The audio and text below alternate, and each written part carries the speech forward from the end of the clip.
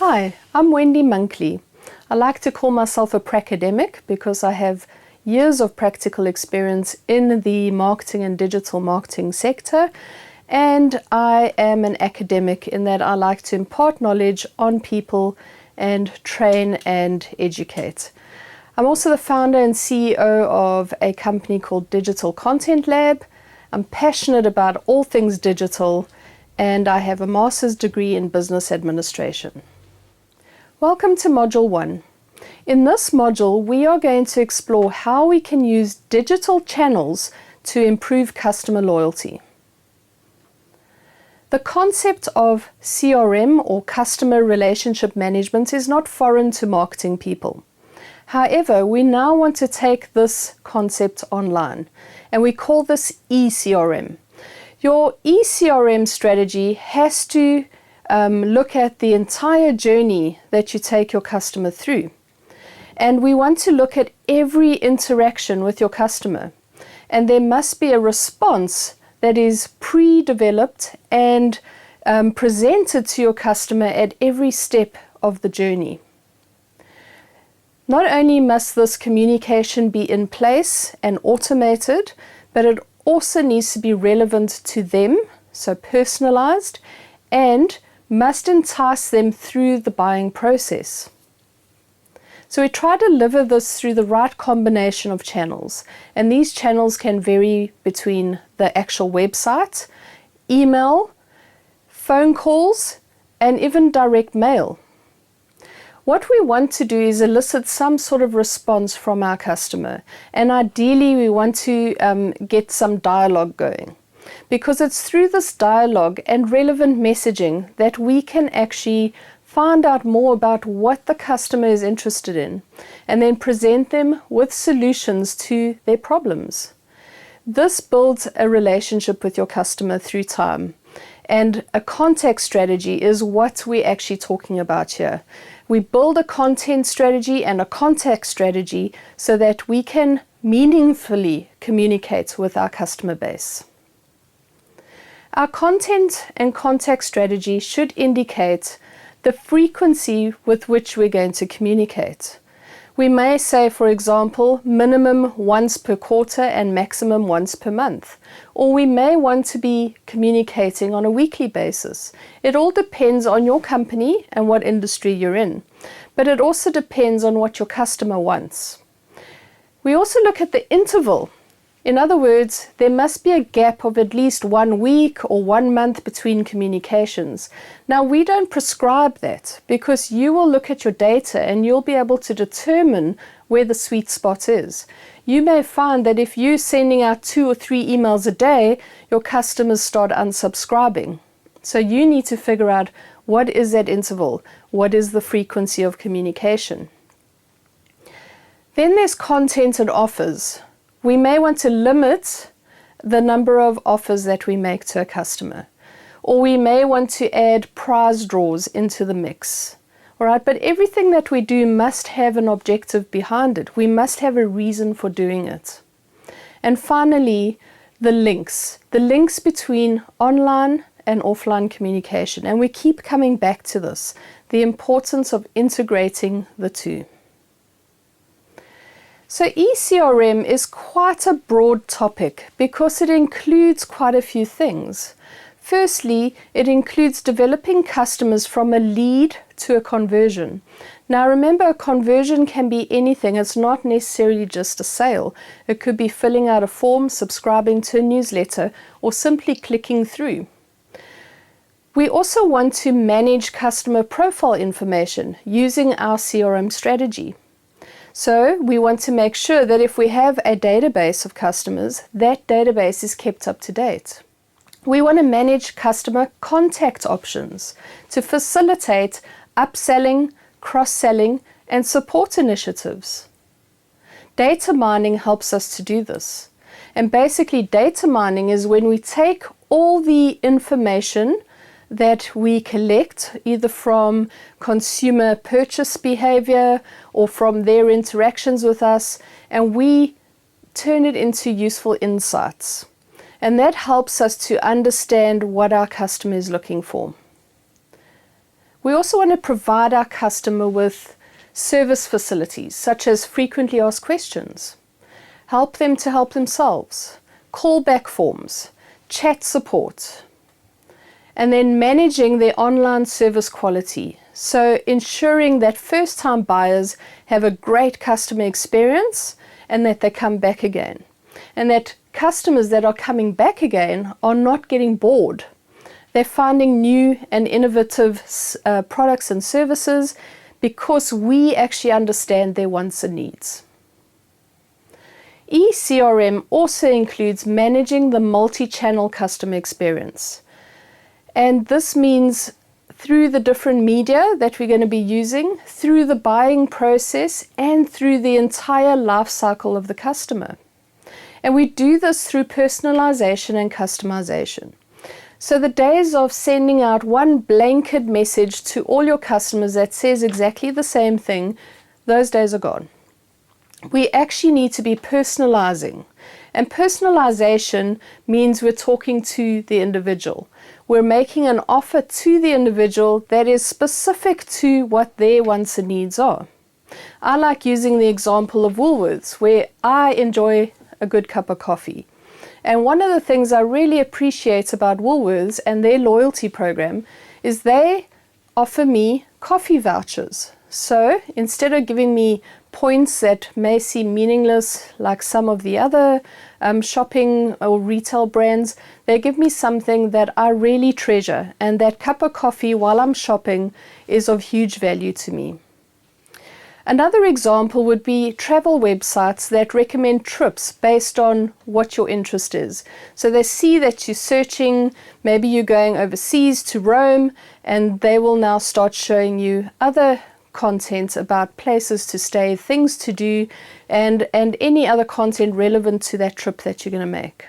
So that brings us to another concept, which is mass customization. And mass customization can be quite good because you don't always have the relevant data to be able to individualize your content. So with mass customization, we can segment markets. So you may have a segment of new mothers with young babies, and you could offer them a discount on nappies. Social CRM activities extend us into a whole new ballgame. So we're taking digital CRM and we're branching off a little here and saying, well, we can actually extend this into the social media space. And social CRM allows us to listen to what customers are saying about our brand and then manage the reputation of our company. We've spoken about public relations and the great thing that it is an earned media type where we get free exposure, but sometimes that exposure can be negative. And we need to be listening so that we can manage that negative impact on our brand. We must see these negative comments as opportunities as well.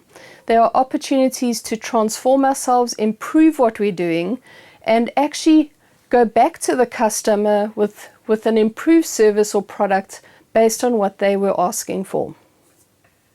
We can use social CRM activities to identify new groups of customers. We can acquire these new customers by putting the right content out there.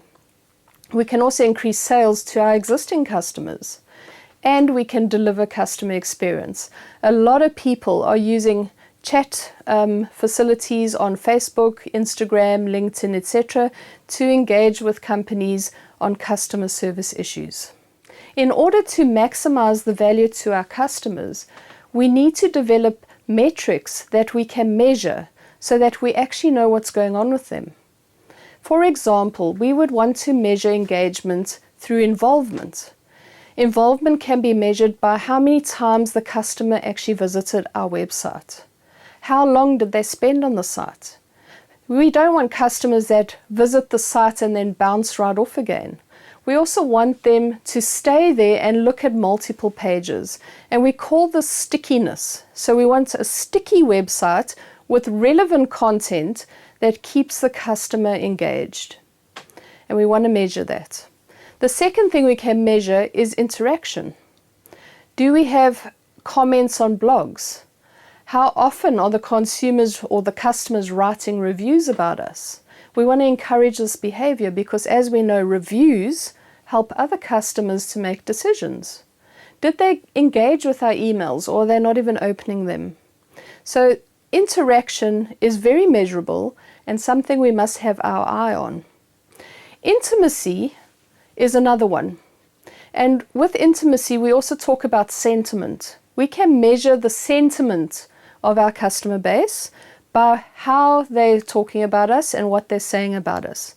So if, for example, on hellopizza.com, you have a whole lot of negative comments, that people go look there. You know, if they want to trade with a new company, they actually go to Hello Pizza and see what other customers are saying about that brand before they purchase. You want to be dealing with these issues head on, again, using it as an opportunity to improve your business. Then influence. We can measure influence. And this is all about whether or not our customer was willing to or is willing to forward us on to their friends and family. Are they prepared to recommend our brand? Right, so all these things, involvement, interaction, intimacy, and influence, can be measured as a metric of how engaged our customers are with us. Another topic that comes up a lot in digital spaces is this topic of big data and artificial intelligence. And we wonder, well, what is big data exactly? Basically, it just refers to the analysis techniques and systems that we use to exploit large volumes of data. Now imagine a retail outlet like Pick n Pay. Every single transaction of every single customer every single day is recorded. Now, how do they process all that information and make it meaningful and insightful to make business decisions? And more importantly, how do they use that to develop marketing communication and offer the right vouchers or the right value adds to the right customers? So two main benefits of big data is identifying those insights and trends and any patterns in your consumer behavior, because this informs future strategies and tactics, and also identifying success factors to make communications more relevant and thereby eliminating any waste.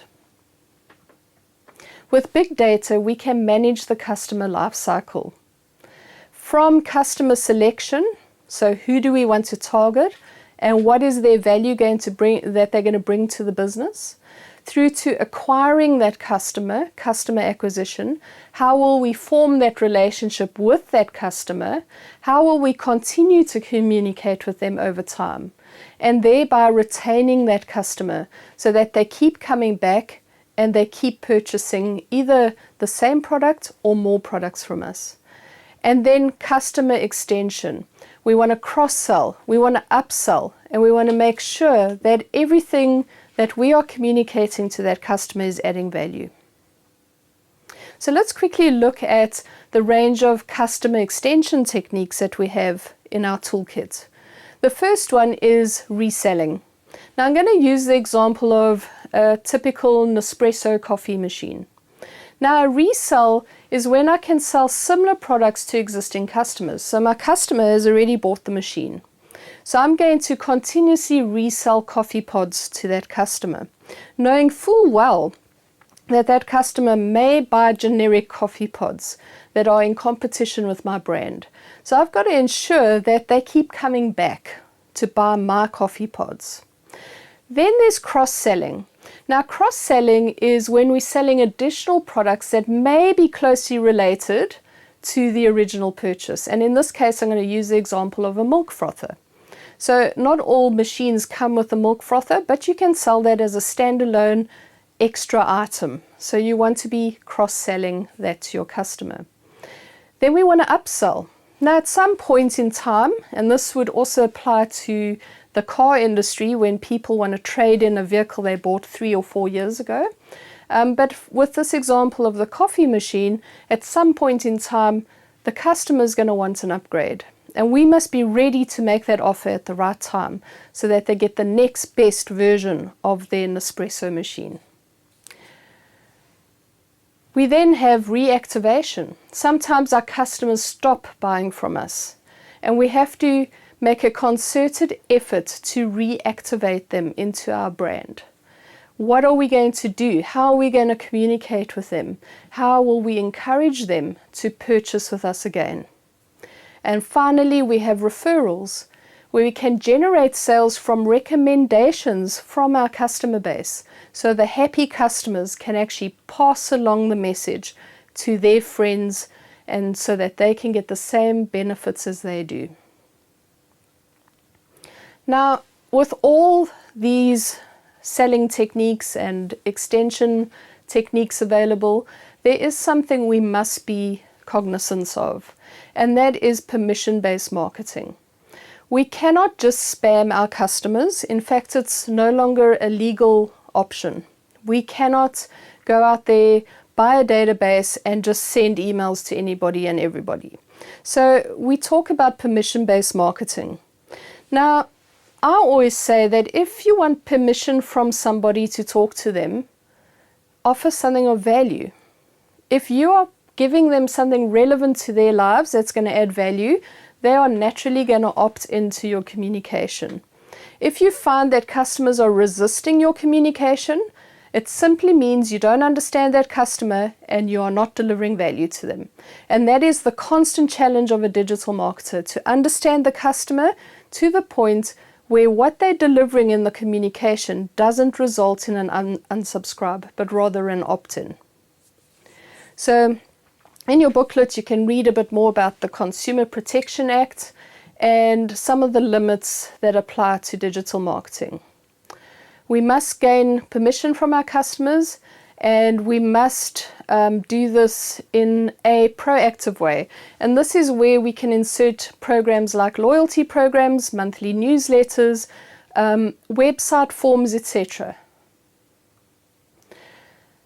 Finally, I want to look at the concept of right touching.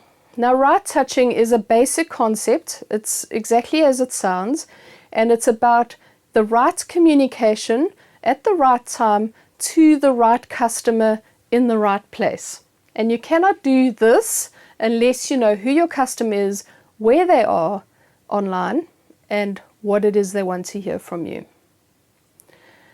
So in order to develop customer loyalty, value, and satisfaction, we've got to look at two types of loyalty. Emotional loyalty, where we are developing favorable perceptions of our brand, favorable opinions, and we're getting customers to recommend and share us socially. And then the best of all is behavioral loyalty, where we see the repeat sales without much effort from us, and that customer keeps coming back and keeps responding to our marketing messages. That brings us to the end of Module 1. Thank you.